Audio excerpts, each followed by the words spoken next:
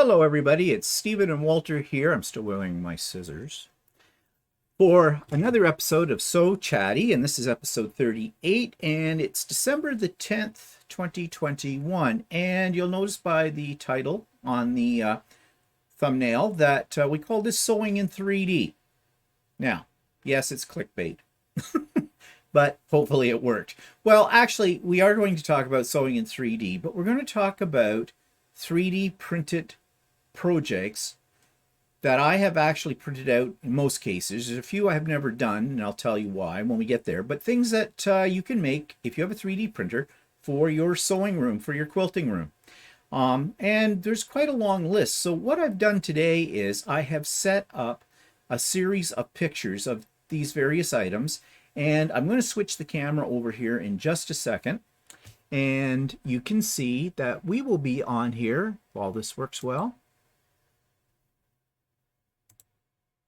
There we are. So you can see us down in the corner, but our picture up at the top, because as I said, most of these will be pictures that I have taken of various items. So any initial thoughts about 3D printing and quilting when it comes to garment making? Well, maybe not everybody's into this, but they could have people that they know that 3D print. Well, yeah. Well, I know not everybody has a 3D printer, but I just thought I'd show you how the technology can be used along with what you already have. And I do know that more and more people are getting into 3D printing because 3D printers have come down a lot in price. And I've talked about 3D printing before on my vlog, so I'm not going to go into all the details, the nitty-gritty about 3D printing, but 3D printing has its advantages, but like anything else in technology, it has its disadvantages as well. But we're just going to try to give you an overview of various things you can do with a 3D printer. And so the first thing that comes to mind, and many of you have seen some of these before because I'm kind of obsessed with them, I make pin cushions. And here's one picture of just a few of the pin cushions that I have made. And almost anything can be made into a pin cushion if you can print it out on the 3D printer. So you can make the thing in the middle on the 3D printer? No, that thing in the middle is made out of metal. Okay. It came from it's a string holder, and it's very old because I think it was my grandmother's, and then my mother got it, and now I have it, and it's just there as a decoration. So it figures, which one of these things doesn't belong, Walter? Oh, the kitty in the middle. But you can see too, when you make these pin cushions, you can have a lot of fun with them, with characters. Here's one I did with a Santa sleigh. The sleigh was printed out on the 3D printer, and then I just made some little cushions for it that I stuffed with polyfill, and you put your pins in it. Easy as that. There's one, there's a rabbit, and different ones. Now, some of these are actually meant to be either little containers or little flower pots, but they work for pin cushions somebody, as well. If they didn't have a 3D printer, could also buy a little pot and make it. This is true. You could do that. In fact, you go to your dollar store, and if you look around the shelves at the dollar store, you can probably find all kinds of little things that you could make into pin cushions as well. And later on, we're going to talk about them as gifts and things like that. I am a little obsessed with them, as you can see. So you can take things that you can find classic works of art or, you know, historical sites like Easter Island head. I forget what they call it, a Moya or something head. Well, it's got a name. I got Santa Claus over here in the corner. In fact, I made a whole bunch of these to give as Christmas gifts to various quilters that I know.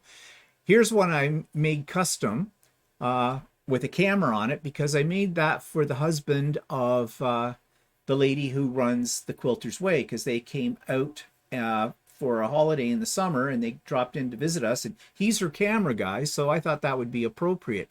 And I don't have one here, but I made her one as well, but not with the camera, but she's got 3 cats. I thought you made the one with the camera into a pencil holder. Oh yeah, for him I made it into a pencil holder. And that's the other thing with the 3D printer. These don't all have to be pin cushions. You can alter the sizes on them and make them into like a little storage cup. In fact, I've got a picture of that in a moment that I'm going to show you. Snoopy on his doghouse, that's kind of fun. This one's a lot of fun. It's a toilet.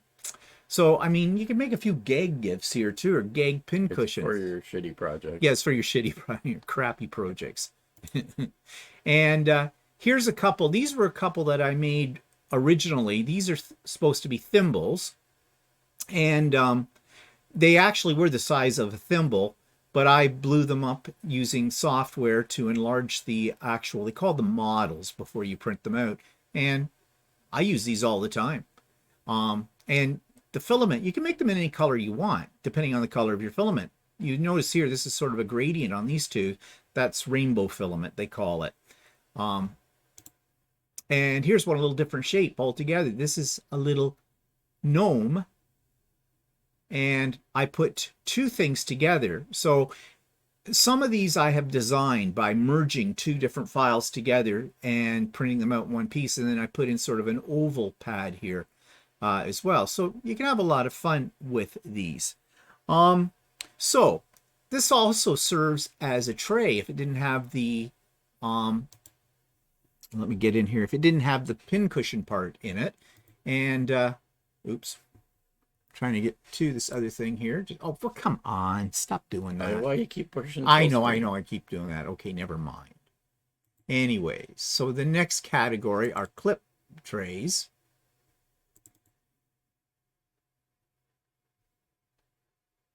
And here are a couple. Now this one is the one I was just talking about that doesn't have the pad in there for the pins, but I put one of those little thimble ones in. I just use my glue gun in this case to put that piece in here.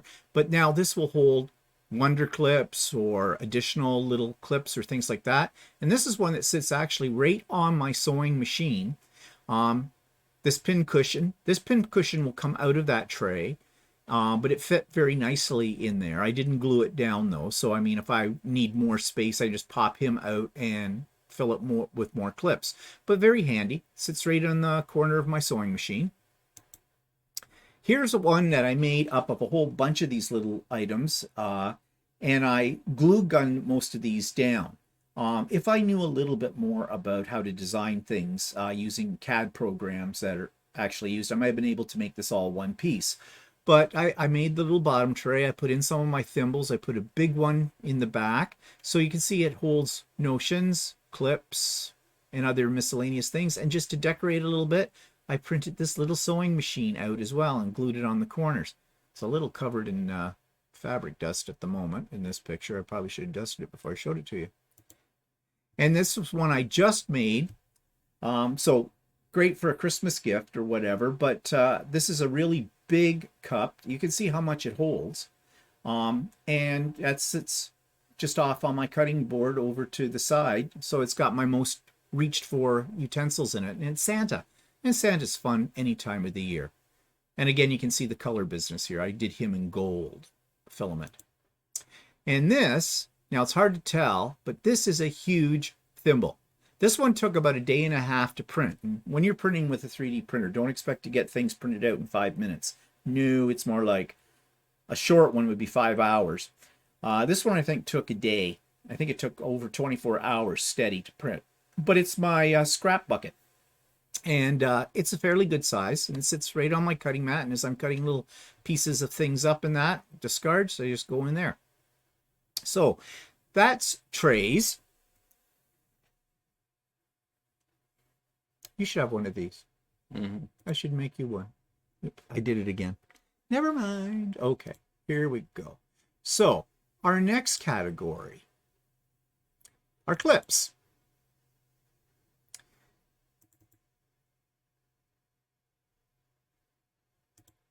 So these are little clips that you could use to hold your binding on.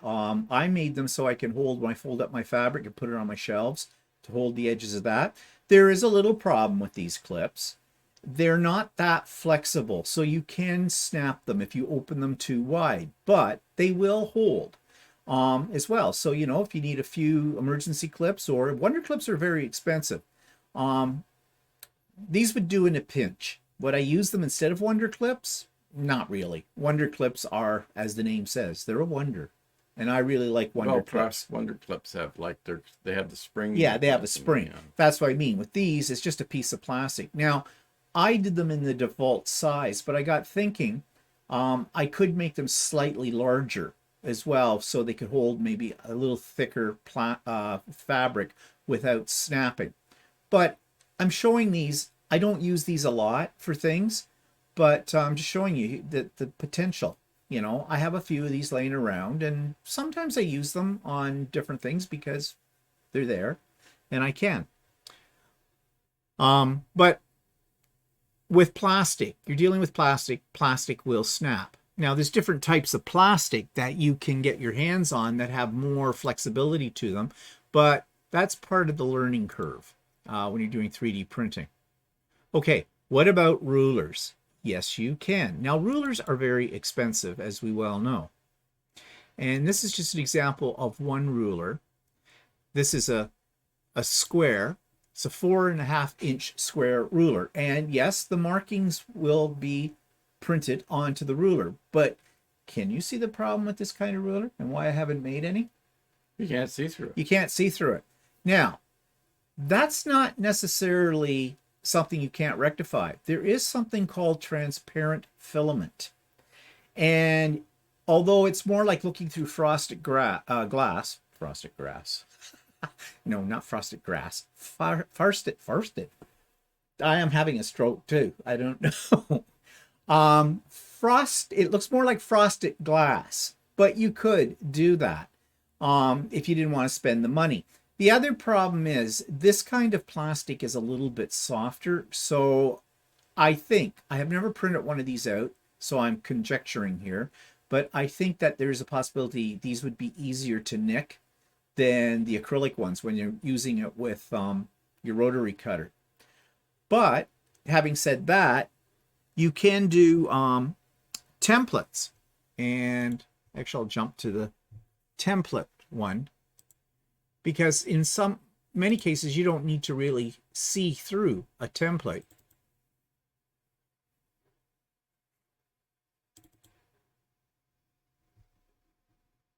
So here's what I'm talking about.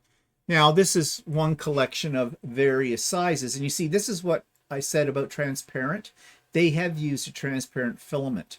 So you haven't actually printed these out? No, I haven't actually printed these ones out because I didn't really need any of them.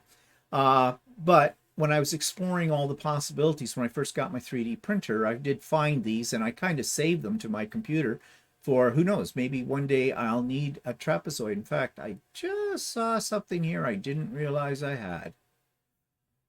These two shapes here would have worked on that one that I was attempting to do, and I didn't realize I had ones that size. I don't know if they're the right size or not, but potential for that kind of thing. But you know, too, a lot of times when you buy a template, they're a one-off. You bought it for a certain pattern, you've used it, and you never do that pattern again, and basically you've got a template that you're probably never going to use again. And they're not cheap. So, you know, this might be an alternative if you've got your hands on a 3D printer. Now, for those of you that do Hexys, this is a fussy cut Hexy template. So you'd lay that down on your fabric and you would draw your lines. You couldn't get your, on the inside part, you would not be able to use your rotary cutter, obviously. Now, on the outside part, you could with it. But if you wanted to use it as a fussy cut thing to, you know, see what you're getting the whole picture in or whatever, you could use something like that as well. And there's other Hexy templates too, something like the ones I showed you just a second ago.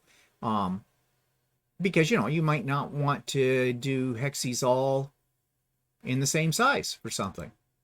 And here's just a set of heart templates. This is like about 6 or 8. 1, 2, 3, 4, 5, 6, 7. 3, 6. Yeah, 7. There's 7 templates there in various sizes. So again, you could trace around them, or you could use your rotary cutter with those too. And now this is a set. This is a diagram of the set. I saw this. I printed it out because it was supposed to make this star shape in a circle and in a square. And with these 3 templates as a set, you could do that. Well, yes, it does sort of work, but I didn't bother. I did print them out. I did use them, tried to use them. I wasn't impressed, though, with the cutting because, as I said, you know, here, you've got this curve, this inside curve. You're trying to go around. Well, I found that my rotary cutter would sort of gouge into it, and that was because of the nature of the plastic. So you know, you have to know about the elements of your materials that you're working with, whether they're going to work for you or not. We're going to talk about that in a minute when we come to something that I made for Walter that flopped.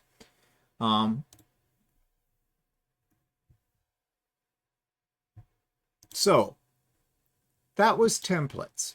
So what other things can you do? Well, what about storing of your rulers? Ruler rack. Now, this is something I have created and used, and I use it all the time, and I love it. And I have two of them, two different ones. This is your more conventional one, and you're going to say, well, that's really short. Well, you can make it longer if you wish to. Now, it depends again on your 3D printer and how big it is. My 3D printer limits me to about a 6 by 6 inch square, or no, 8 by 8 inch square. So I couldn't get one that was much bigger than what you see there on that plate. But there's nothing stopping you from making several of these and putting them together. You can glue them together. In fact, there was one model where they had it like a jigsaw puzzle.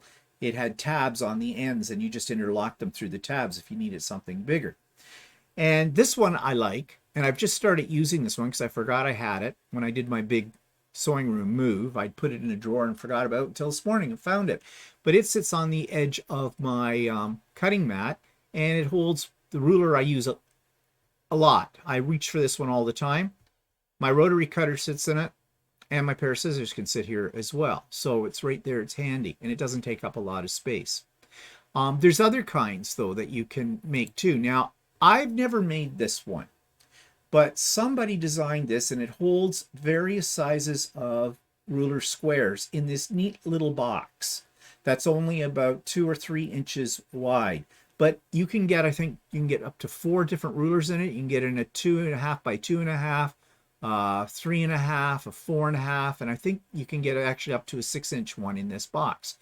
And now this little thingy kind of puts me off, though. They show them using this to pull your rulers out, which says to me, well, that's not that convenient. But I'm sure it could be designed so you had more of maybe a cutout on the edges for a thumb hold or something like that. But I've not made this one, but I thought the idea behind it was very, very unique. And the guy that designed this, wrote this, he said his wife came to him and said, okay, you got this 3D printer. I need something to hold my rulers, and I don't want them to take up a whole lot of space. Anyway, and so he designed this and put it together for her. So, and a lot of these things I'm showing you have been designed by people for a quilter, by a quilter's request. They weren't really designed by quilters. In most cases, they were designed by probably quilters' husbands. But again, lots of potential. Okay. That takes us to pattern holder. This one is one of the very first things I ever made when I got my 3D printer. And I really love it. It works really well, and it's very simple. And this is it. Now, this is showing a clipboard in it, which is probably the best way. You can put your pattern on a clipboard. Clipboard will fit in here, and so it sits up. So you can look at your pattern, refer to it, and it doesn't get buried underneath all your fabric as you're cutting it. Took a while to print out, but it's very strong, and it works very, very well. And it's got other uses too. You could use it for holding recipes or whatever, or to-do lists. Whatever you want to put on a clipboard that you want to stand up, you could use something like this. So I think that's a very useful print. What do you think? Yeah. Okay. Voice of reason here. Maybe so Chatty is more me today, I think. Yeah. No, Walter does not print on a 3D printer. No. He doesn't know how. Well, I helped put it together. Yeah, so. well, that was it. I've done more of them now since then. So, what about your bobbins?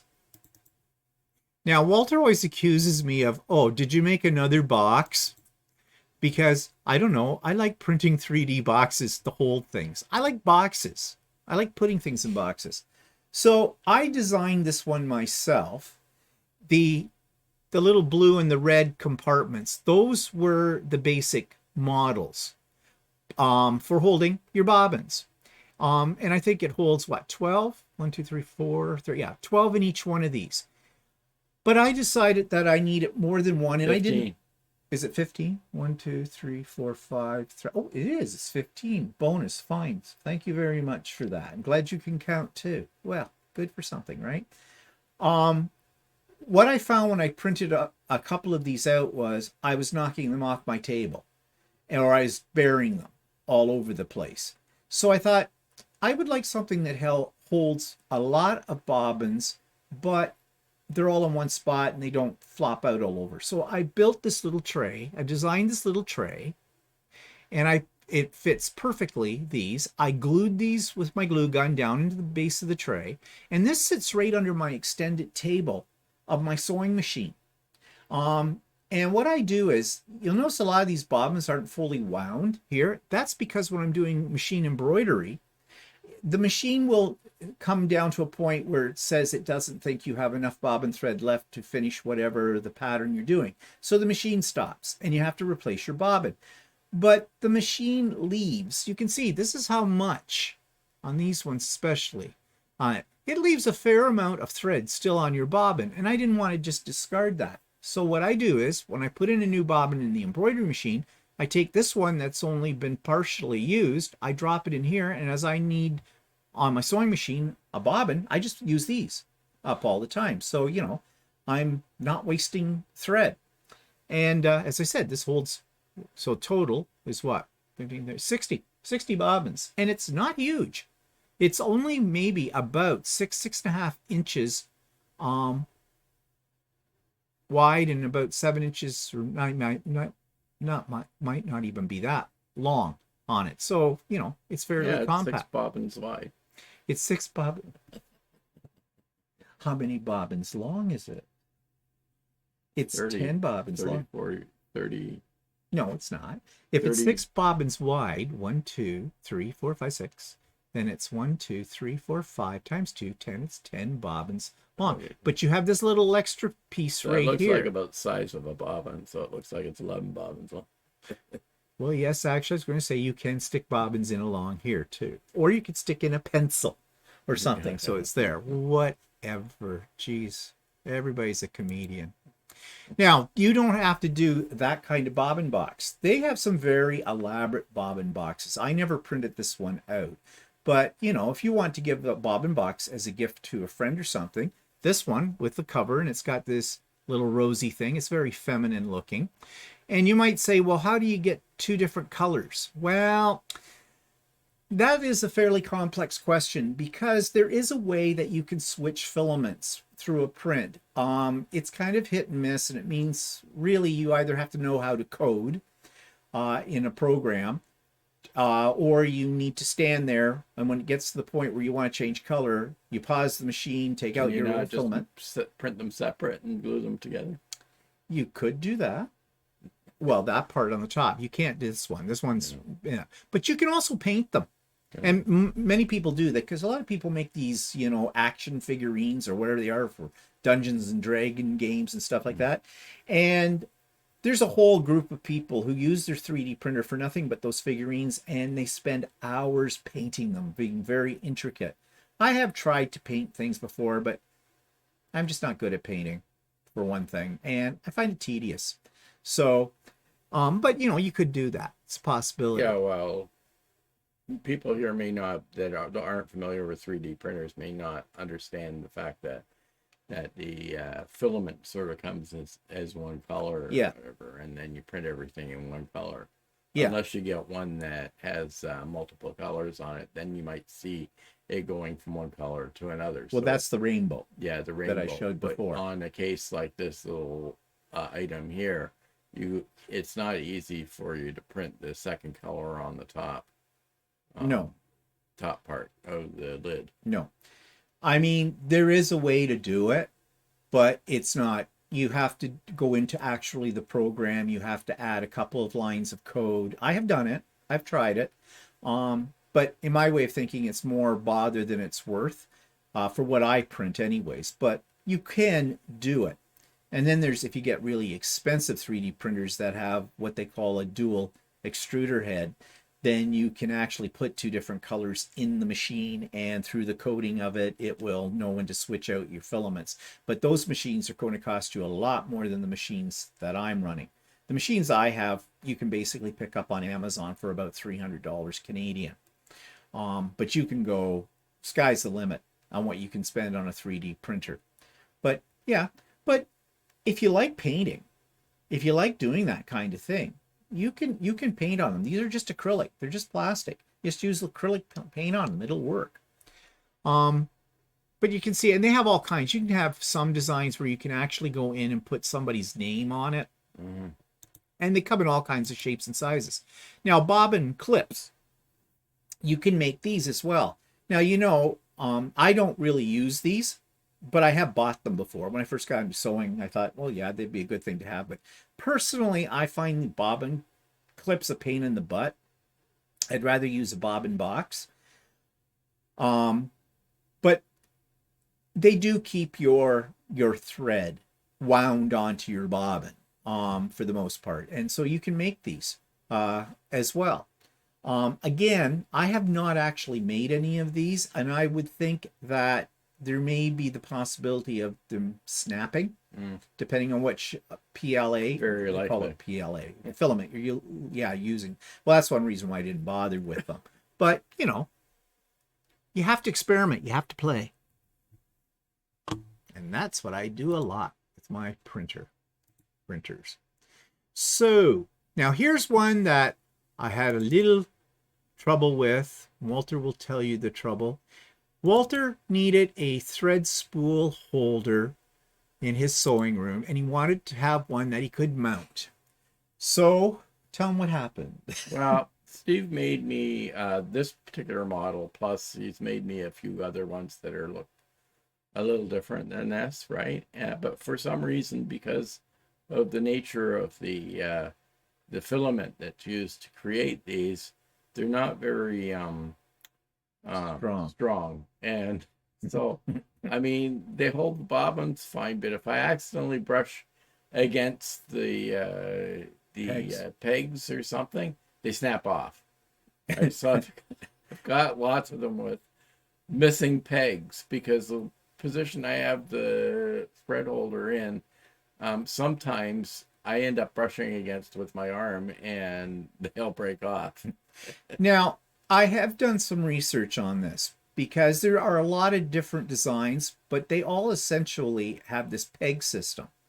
And I have discovered there is a way to print these that will make the pegs stronger. I haven't tried that. I think yet. what the problem is the pegs are hollow, or the pegs are not necessarily hollow, but the pegs are right at where they join the base. At the base.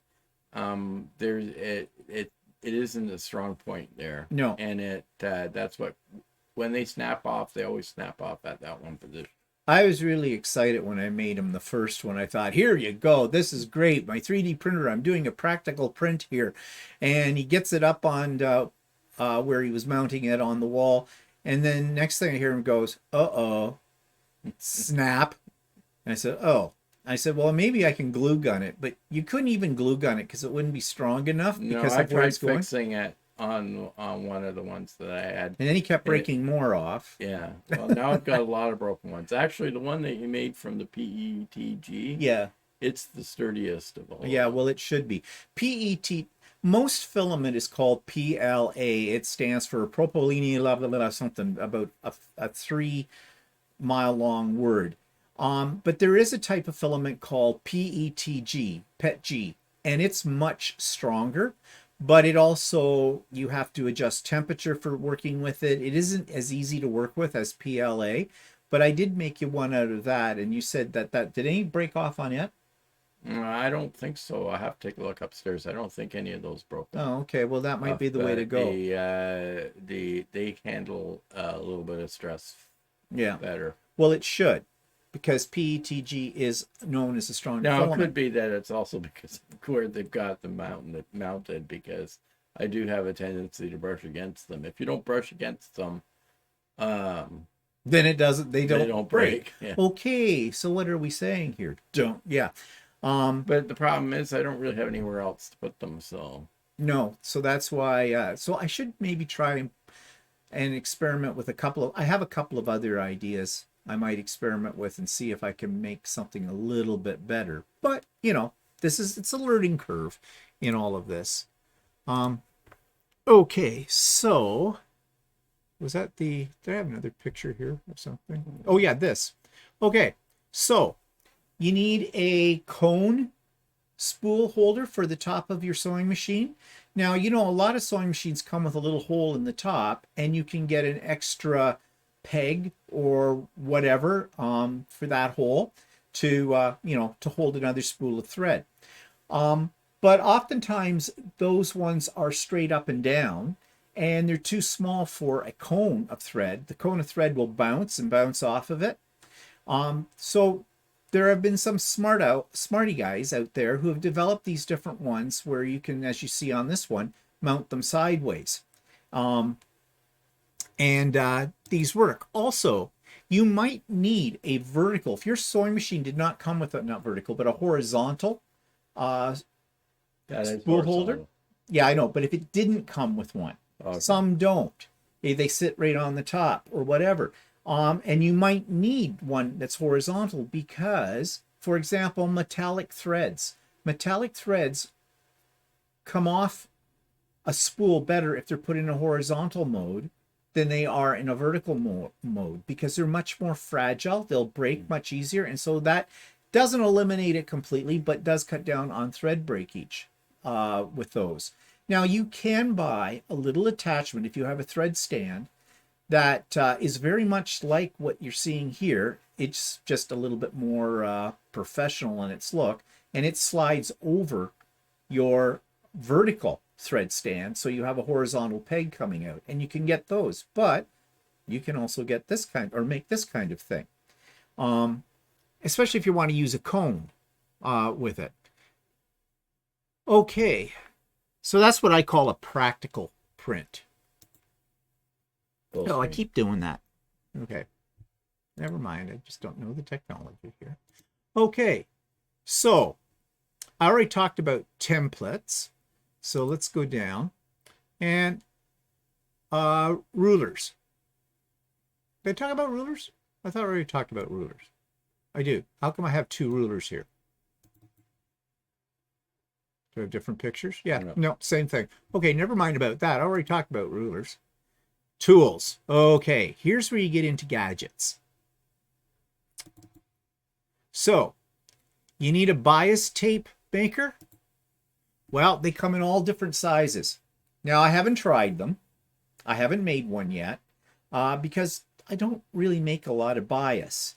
And I showed this on the Idiot Quilter about 6 weeks ago or 2 months ago or so. One that I actually bought online that is really great. It clamps to your table. So when you're making binding and you know you have to fold it over in half, you can pull it through a gizmo, something like this. And you just run your iron along and just keep pulling it, and you get, you know, your folded piece and nicely pressed and everything. You don't have to do it so much with your fingers and your hands. It was actually 3D printed, that object. I didn't print it. I bought it.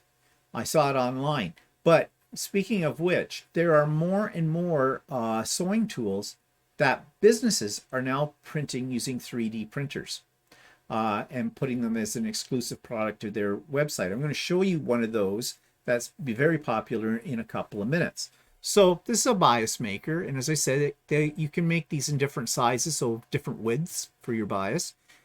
You know what this is? Can you guess what this is? It's a spool of some. It's not a spool. It looks like a spool, but it's not a spool. Well, hold your binding or Oh, very good. Yes, it is a binding holder. So, you know, when after you've made your binding, you need to roll it up a little bit, especially if you're not going to use it immediately. So this is what some clever person invented this. And you notice there's a hole in the bottom. There's a reason for that. If you have a spool stand, a thread stand, that, you know, holds more than one, like you have a spot where it's a free peg, you can put that on that, and as you're sewing your binding, you can roll it off of that, and away you go. It just keeps it from getting all tangled up and at your feet. Do I use it? No, I do not. And I'll tell you why. I find that trying to wind it off of my sewing machine as I'm working with it gets in my way. I'd rather have it draped on the floor. However, having said that, you can use this for storing your binding. And the reason there's a little slot in it and the top is you feed the binding just into that center part, wind it all up, and then you take your loose end and just put it through the little groove in the top. And, you know, if you had several of these, if you're one of those people that has a lot of, like, say, leftover binding, it's a good way of storing it. Do I use it? No, I don't use this one because I bought something some time ago that is a commercial product. I saw it on Mr. Domestic, and I did show it at on one of my Idiot Quilters, and it has a little handle on it, and it'll clamp to your table, and you feed your binding into that, and you can just wind it all up. Do you use that? Yes, I do. Oh. I use it all the time. In fact, I have 2 of them. That was because it was a mistake. I forget why I ended up with 2, but there was somehow I didn't think the order had gone through, and somehow I got a second one or something. Anyways, and I gave it to you to use, but you don't quilt. I don't really do binding. Yeah, you don't do binding. So anyways, I have 2 of them. But this one will work. It's just I've got something I like better. But, you know, you got to try these things, right? Now, I tried to make this for Walter. It is a sewing gauge. It's for lining up your buttons or for other things. They're usually made in metal. They're fairly pricey to buy one. You did end up buying one, didn't you? I bought one, but I haven't used it. Oh, well, there you go. I had trouble printing this out because there were a lot of parts, and then you had to put the parts together, and my machines were not at that point cooperating with me. But I think they call it a sewing gauge or seam gauge. The one that I bought was a Simplex sewing. I can't remember what it's called, sewing gauge or something like that. And you can use it to mark off parts too if you want equidistant, you know, because it's like an accordion fold. Yeah. With it all. I did see videos where people made them successfully on their 3D printer and use them. I might be able to now. I mean, the one that I bought, it seems to be kind of nice because it has has like markings on it for, you know, like ruler type markings. Yeah, this one doesn't have any markings on it. So I mean, it wasn't really that expensive. I think I paid 30 Canadian dollars for it. So I mean, as the sewing tool goes, rulers are expensive and things like that. It's not really that terribly out of the way. And the one I've got is made out of metal. Yeah, which no matter how you slice it, the metal's going to be better. But here was the potential to make something like this. Now, this is a great little item. I did not print this. In fact, I cannot find a model, that's what they call these things, that I would be able to print myself. But it is a pin holder or pin collector. It has a magnet in it.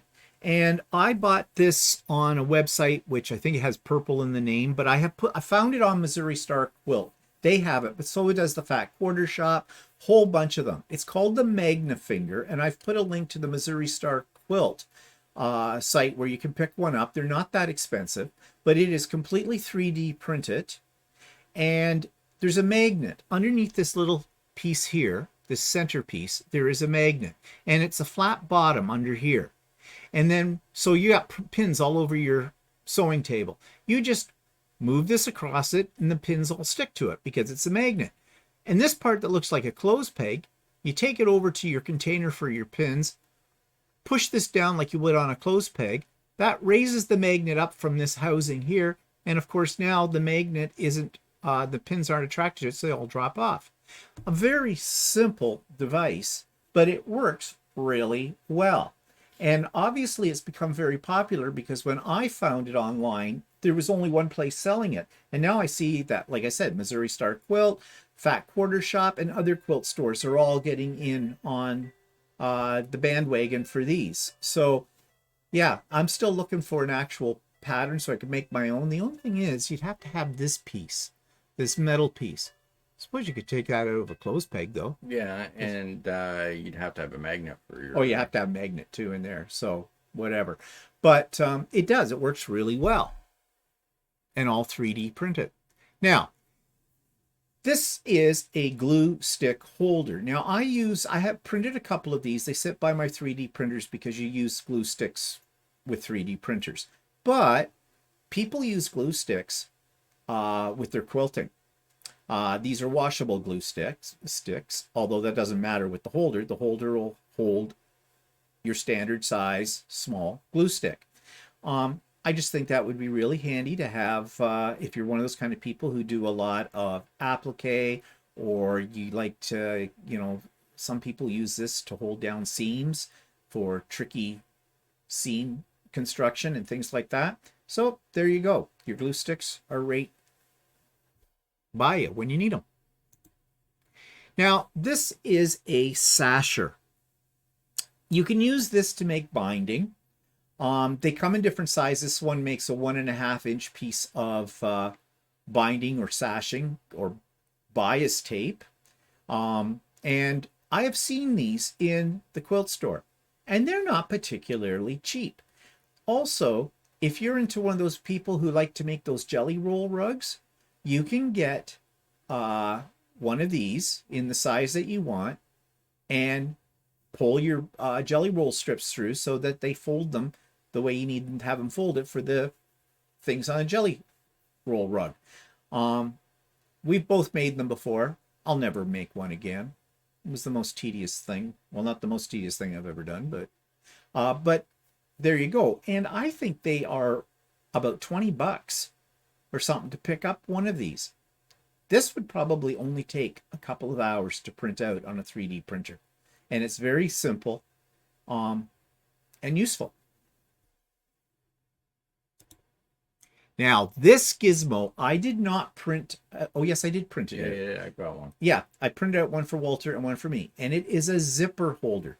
Now, if you buy that zipper tape, by the yard or whatever they call it, and they give you all the, what do they call that? A zipper key, a zipper latch, a zipper pole. And you've got to thread that sucker onto the two halves of your zipper, right? And they can be very fiddly. So the idea behind this, and I'm going to show you how it works. Here you go. So it's a little jig. You put your zipper head or zipper tab in here.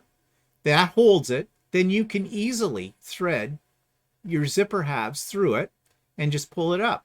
And I don't know about you, but when I try to do that with my hands, I'm always fooling around with it, and I'm dropping one end or the other end, or I drop the zipper pull and the whole bit. So a really simple idea, but it works very effectively. And it comes from probably the idea that I've seen videos on using a fork. Yeah. And I did use the fork method, and it is actually worked well, but it helps if you can stick the fork into something that you can. Because you have to hold. Yeah, because you still have to hold the fork as well, so you still need 3 hands. So this is a really great device. Now, you can buy these online, and they're 3D printed. I don't have a link for it. You'd have to do a search, probably put in zipper holder, that kind of thing, or a zipper jig. But they want like about $15 for one of those. I made it, and it didn't take long to make. It only took a couple hours. Just buy a $300 3D printer. That's right, and make yourself zipper jig. Yeah, it'll pay for itself in a year. Yeah, make them, mass produce them. But there's a lot of really practical ideas there that you can do with your 3D printer. That's why I'm showing you these things. Full screen. Oh yeah, no, now you got me all confused here. Yeah, right, full screen. Okay, so my next category is embroidery. And I have two things to show you that I use all the time for my embroidery. I use this one. This is a thread organizer. I printed these out. It just prints 2 of these at a time. They're a little holder. They fit perfectly for my Floriani or for actually most embroidery threads. Can't you just stick the thread on the counter in order of the ones that you want to use? No, because this keeps them from falling over and getting them all mixed up. And what I did was I printed them out. See, I use different colors because it's fun. I actually made 2 of these. I had a piece of masonite. I glued them down to the masonite, And when I'm doing a project that calls for a lot of spools of thread, and I have to keep changing them because I can only handle 5 spools of thread on my embroidery machine at a time, and it's only a single needle machine, but I have a thread stand that'll hold 5 threads. So what I do is I organize all my threads by the order that they're going to be on. Like I go from left to right, up to down. And so, you know, thread 1, thread 2, thread 3, etc. Put them all in the right order. And it's a time saver. And it's great if you've taken all your threads off. And if, like me, I don't just throw my threads in a box. I have them in numerical order in a Alex cabinet. So, Of course you do. of course I do. So I just reorganize them at the end of my project according to their numbers. So, you know, like this is 163. So 163, well, 156 becomes before that. 163, 18. I just line them up in here. I take the whole thing over to my drawer set and I just plunk them all in where they have to go. And for storage, I made them so that they fit in one of those project boxes you can buy at Michael's or Joann's. And I have 2 of these, as I said, and they both fit in that little box and for storage. But what else it does is, let's say I was going to a retreat and I was taking my embroidery machine, I can organize all my threads that I need for that. And with the threads sitting up, just as you see them right here, they will actually fit in a project box and I can close the lid and they won't fall over in the box because they touch the lid just a slight bit and it keeps them all secure. I think it's absolutely brilliant. What, you look? Well, the project, I had them in the project boxes too, and they never fell over. Because you didn't have one of these. I said they never fell over. Well, aren't you special? I'll leave it to you to blow all the wind out of my sails. Yeah, well. Let's see, there's a word for you. And then, of course, Well, this... you asked me on here. Yeah, I know. I don't know why. Anyways, this is, as it says, a USB holder. Now, if you're doing embroidery, that's how you get your embroidery files onto your machine. And if you're like me, you probably have a lot of these little, whatever you want to call them, USB drives, stick drives, or whatever. Well, you know, can you find yours? If you throw them in a drawer, you don't know what you've got. I just put them all right here in my little holder, and it works like a charm. And behind it, you can see there's a little trough. That's for the caps. If you take the caps off, if you can't, some of them won't let you put the cap on the end of it like those white ones do. So you just throw your caps in that little thing too when you're using them, and there they are. It keeps, I'm all about keeping things organized. So what would you like to criticize about this? Do you have one of these? I think you do. Yeah, I do made you have one. My USBs in them now. You got what? My USBs aren't in them now. Okay, well, you know, you need to use these things if you have them because they don't work on their own. But you're just so unimaginative when it comes to these kind of things. Really? Okay. So that takes us to, I think, the last one, and it's gifts. And I'll just show you some of the things that you can make. Little novelty items, possibly. If you're looking for stocking stuffers at Christmas. Here's one for a sewer. They're buttons, but they're big buttons. And there's a coaster. They're actually a drink coaster, which is kind of fun. It'd be great, you know, give them to somebody who goes to a lot of retreats or something. You know, they got their bottle of water or whatever, their coffee. You can put that there as well.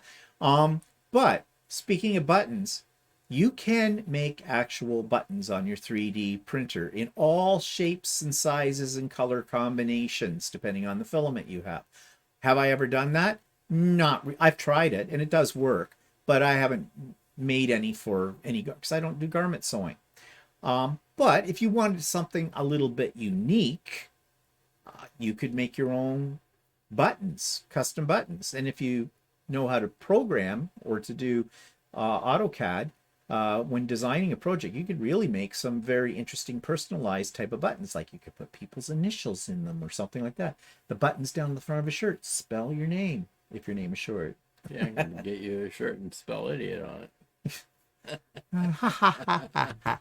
You're so funny, Nut. Did your mother have any children that lived? No. No, apparently not. So then I told you about the pin cushions. Well, these are the Santa ones. I made them out of rainbow on here, but they're cute and everybody loves cute.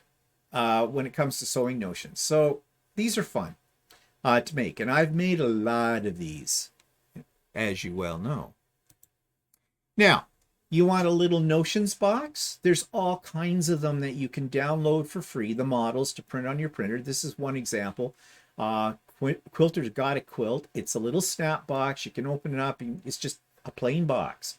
But there's lots of these kind of things. Others that have like different pictures on the outside of them, or they can just be plain. You could do them in two different types of color filament because the top and the bottom are printed separately. It's just, you know, something a little bit more unique. Now, was going to do this and I haven't done it yet. This is what they call it, a quilt frame. Well, it doesn't hold a quilt, but it is big enough, or you can make it big enough that you could actually hold probably about a 6x6 quilted square in it. And it works sort of like an embroidery frame works. Well, actually, this one you can't use as an embroidery frame because you can't see it in this picture, but underneath where it says Joy, there's sort of a little insert to that has like little square holes in it. Well, they're not that little. There's 4 of them. It's a grid because it gives, I guess, support to whatever you're putting into it. But can you make embroidery hoops on a 3D printer? Yes, you can. Hand ones.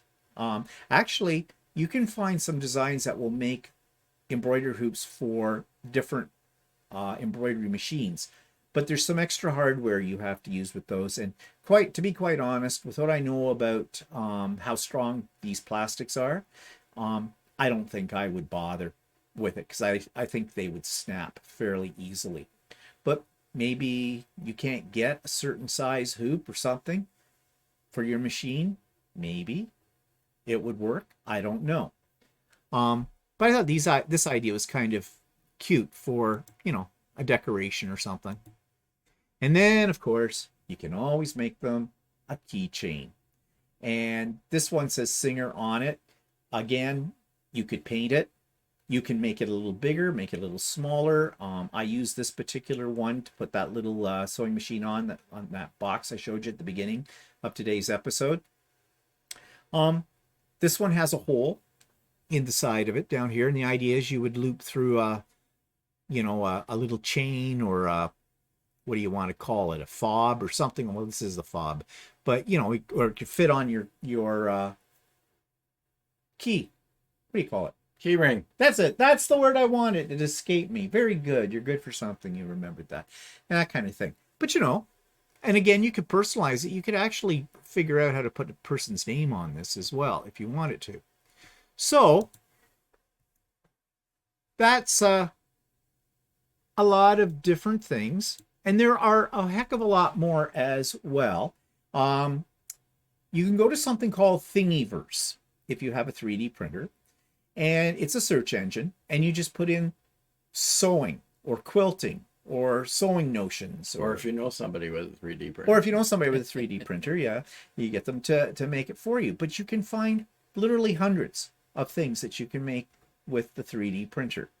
So, you know, in a way, is it going to save you money? Well, you got to buy the 3D printer, you got to buy filament, and then there's time involved, and there's a learning curve. So, yeah. But if you've got someone in your household who is interested in this kind of stuff, Christmas present, buy them a 3D printer, and then give them a whole bunch of files they can print out for you. And then keep them busy, keeps the kids happy, you know, kind of a deal. So yeah, so that's what we want to talk about today. Mostly I talked, Walter didn't. He just grunted through it or found things to criticize. Yeah, because I watch them 3D print down here, but I don't really do those. No. In fact, my 3D printer is working right there behind me at the moment. It's making that big Santa cup one, because I'm giving 2 of those to our great nieces for Christmas. I'm going to fill it with some colored pencils and stuff like that for them. They'll think those are cute, I think. Anyway, so that's it for today. So yeah, if you're interested in that one thing that picks up the pins, that the MagnaFinger, I've put a link to Missouri Star Quilt where it'll take you right to the page. I think they're $10 American. Didn't cost them $10 to make that. I can tell you that. That one's that's got a lot of markup on it. And I'm still looking for one that I can make myself just to see if I can. Okay, so that's it for So Chatty today. That's the end of Sewing in 3D. And you may have found that interesting. You may not have. Then you just turned us off. But that's okay. Okay, so we'll see you for next week for another episode. I don't know what we'll be talking about then. So say goodbye, Walter. Goodbye, Walter. Goodbye, all. Have a good week.